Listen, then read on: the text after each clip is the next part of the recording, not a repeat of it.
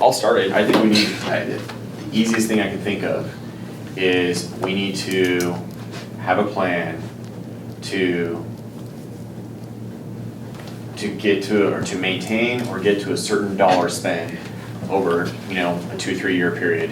So if we're spending $2 million today on health insurance benefits for our staff, or a certain benefit dollar per person, per staff member, then we need to have a plan of what our appetite is for annual escalations in our insurance benefits. For instance, if an annual escalation is 20%, how are we adjusting our plan more than just changing, or more than just increasing our cost of insurance to the town budget? Does that make sense? If it's going to be, if there's a 20% increase, what are we going to do to adjust the plan to offset 15% of that and stay to a 5% escalator and make plan benefit changes? I think we need to have a plan related to that. Why wouldn't the plan be to allow no more than a 5% increase? I mean, that's normally the way you would say it. Then if your second statement would come back in, then how do we offset any additional cost? The reason why I said a 3-year plan is because you could have a year that spikes, let's say 10%, and the following year maybe 3% an increase. And so if you ride a couple of years and you take the hit and you hope the next year gets better, great. If it does, then you can say status quo. If it doesn't, you have to have a plan to shift benefits. I thought we'd already agreed to something, to the fact that we was going to put a pool of money and then leave it up to Joe to make those decisions. That's what we decided last year at the budget. I think what he's saying is he doesn't want to see any more than 5% increase. Well, I agree, that's what I say. In any given year. That there's got to be more than VML insurance, or a look at the policies altogether, or other alternatives. No, so let me take a step back to when I first got on council. I think we've already gone down, and you can totally chime in on this, but I think we've gone down the road of looking at other insurance plans. I think we've gone down the road of looking at different plan styles. I think we've gone down the road of looking at different deductibles. And I would venture to say that it's a shared opinion that it's next to impossible to get this group to decide on what direction to give.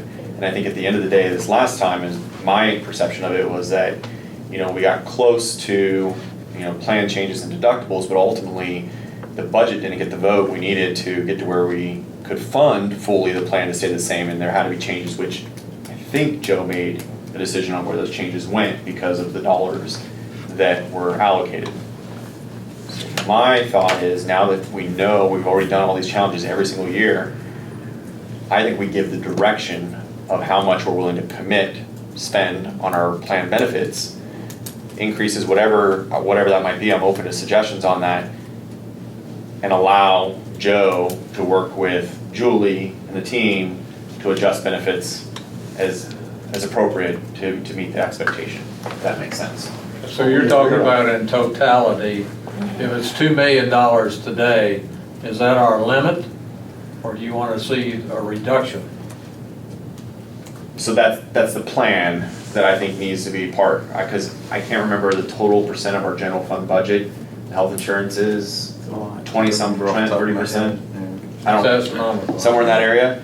So I think it's one of the bigger discussion points to say, to give direction, a plan to give direction on total dollar spend, allow Joe to work with his team to figure out how to accomplish that goal with the plan benefits. I don't want to be in the business of carving out the plan, I guess is what I'm saying.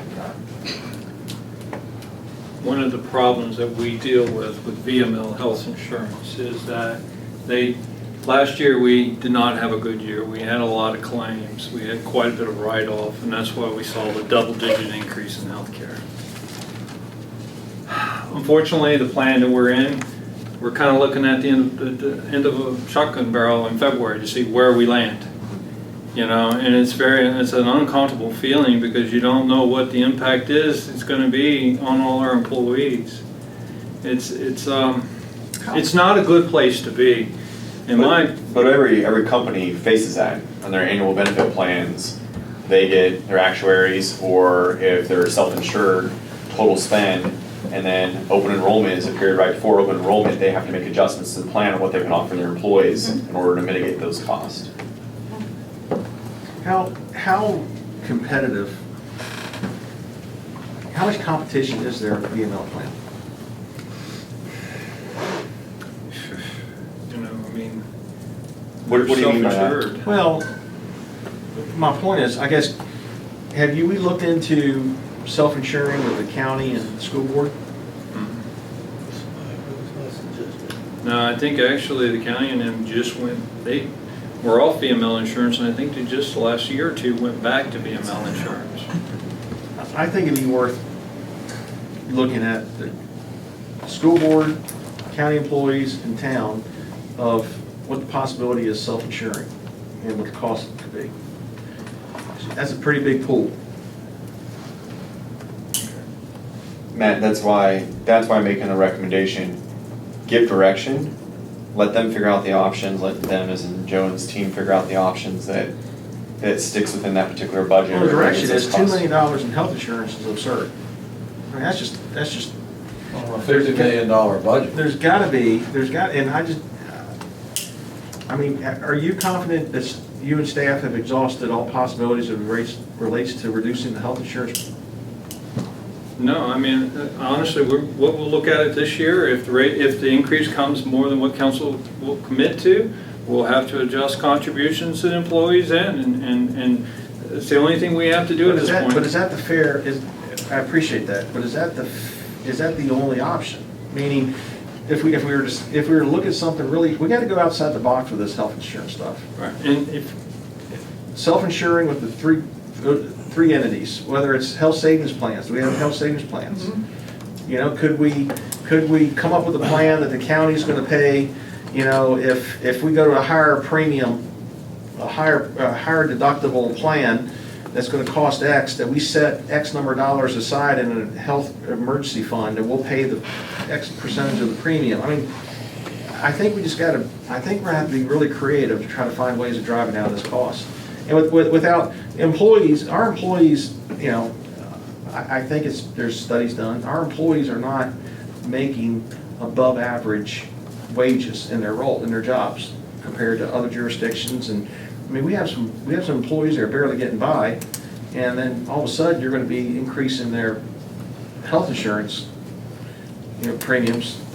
You know, I personally, I think the only way, if you want to take an exit ramp away from VML insurance, and we really got to seriously contemplate that, because once you leave the program, you can't come back. I mean, they've made that perfectly clear. so in other words, they got us hostage. Well, Well, the county just went back though. yeah, the county went back. Yeah, you're right. So, I mean, there's not 100% truth to that. In my opinion, if we really want to get a handle on this, I'm going to have to bring in some expert. I'm going to have to bring in some technical help. This is a bigger animal than I can rely on staff to evaluate. You're not the expert in the area. That's right. There's gotta be experts out there that know what. I mean, I know when I first took over the position, there was already an RFP out there that just kind of fizzled. I don't, you know, so. Why, I've been saying that for a couple of years too, about looking at self-insuring. It's definitely, if we can get with the school board and the county, and maybe we can pull together, I definitely think it's worth looking into, Joe, without question. I think this went to one of your rules to be a little bit more courageous about what I'm saying, but this is right as Joe was coming on. It was an RFP that was designed to go out and do this map for the exact recommendation that Joe just made, and I'm completely supportive of that. But in my opinion, it was torpedoed before it got off the ground by staff, because I think they knew what was going to happen with this, and here we are this period of time later, where we're back in the same boat. We need an RFP, but my fear would be if we did it, that, you know, there's some alternative plans or options that we're just going to be back in the same boat. But I do think this is the time to have the discussion, because what happens is we prolong that discussion until budget Till time. January. Yeah, and then we have no choice. So this is the time to determine how we want to move forward in I think we need an healthcare. RFP on the street immediately to evaluate our options. Cigna, that's one to have to call. So we're going to issue an We RFP had a broker come in and do this too. for healthcare services.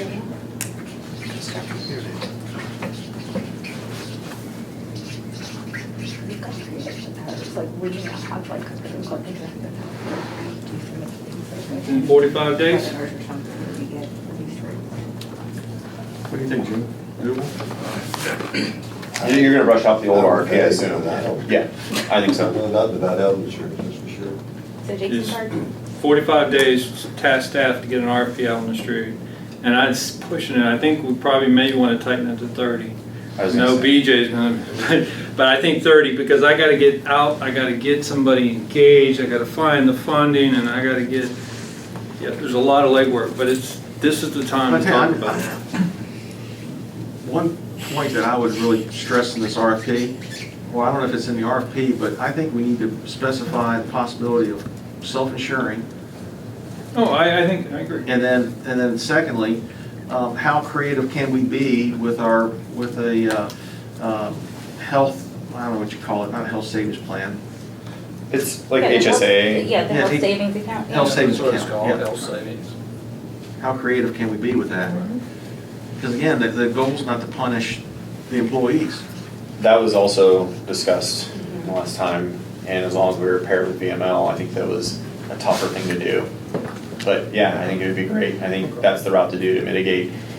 HSAs mitigate the initial out-of-pocket expense, so it allows you to go to a higher deductible plan, Save money. save money, but if somebody needs to use it, they use an HSA to offset the higher deductible, which can be completely funded by the town, Correct, so that no money comes out of the employee's pocket. Correct. Even though we're using higher deductible plans. correct.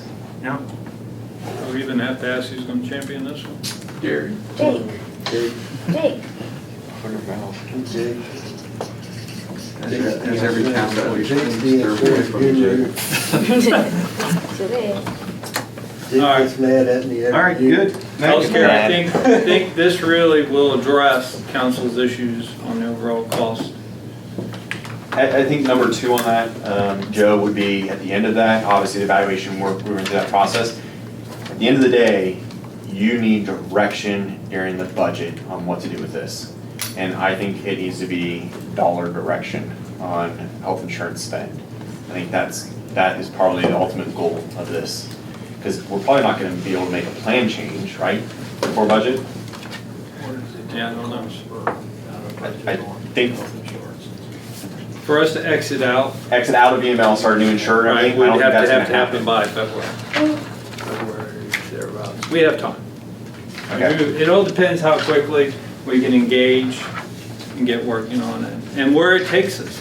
Because I do believe that we have to address even the issues that Matt brought up about, is there some synergy to work with the county and the school board, because it's a bigger pool? Do they have an appetite? I mean, these are things that Yeah. we will have to explore. So I think the end goal is the mitigation of increased health insurance costs for staff. That's the goal we're trying to accomplish. Right. Okay, good. 8:15, still rolling.